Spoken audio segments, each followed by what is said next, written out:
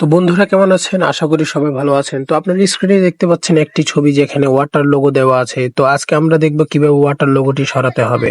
তো আমি আপনাদেরকে দেখাচ্ছি কিভাবে লোগোটি সরানোর পর আমার নতুন করে এই ছবিটা দেখতে পাচ্ছেন। এই লোগোটি সরানোর পর থেকে আমি এই ছবিটা নিয়েছি। তো শেষ পর্যন্ত ভিডিওটি দেখবেন। আপনি যদি আমার চ্যানেলে নতুন হয়ে থাকেন তাহলে চ্যানেলটি সাবস্ক্রাইব করে ফেলবেন। তাহলে কথা না বাড়িয়ে ভিডিও শুরু করা যাক।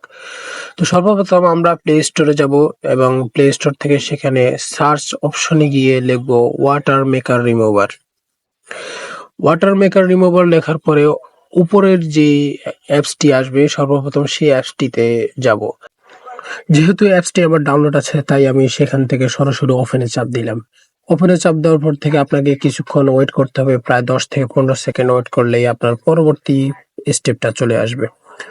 তো বন্ধুরা দেখতে পাচ্ছেন সেখানে সিলেক্ট ভিডিও, সিলেক্ট ইমেজ, মাই গ্যালারি চলে আসছে। তো আমি যেহেতু ছবির মাধ্যমে ওয়াটার লোগোটি সরাবো তাই আমি সিলেক্ট ইমেজে চাপ দিলাম এবং সিলেক্ট ইমেজে চাপ দেওয়ার পর সেখান থেকে আপনি আপনার পছন্দের গ্যালারিতে যাবেন এবং গ্যালারিতে গিয়ে আপনি আপনার পছন্দ অনুযায়ী ছবি কিংবা কোনো ভিডিও নিতে পারেন।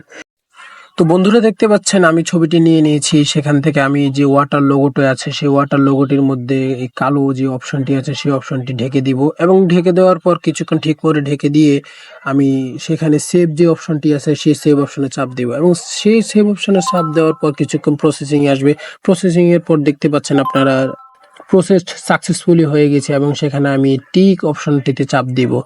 তারপর আপনি আপনার গ্যালারিতে যাবেন এবং গ্যালারিতে যাওয়ার পর কিছুক্ষণ স্ক্রল করলে দেখতে পাবেন আপনার কাঙ্ক্ষিত ছবিটি পেয়ে গেছে। তো বন্ধুরা ভিডিওটি যদি ভালো হয়ে থাকে তাহলে অবশ্যই চ্যানেলটি সাবস্ক্রাইব করে যাবেন।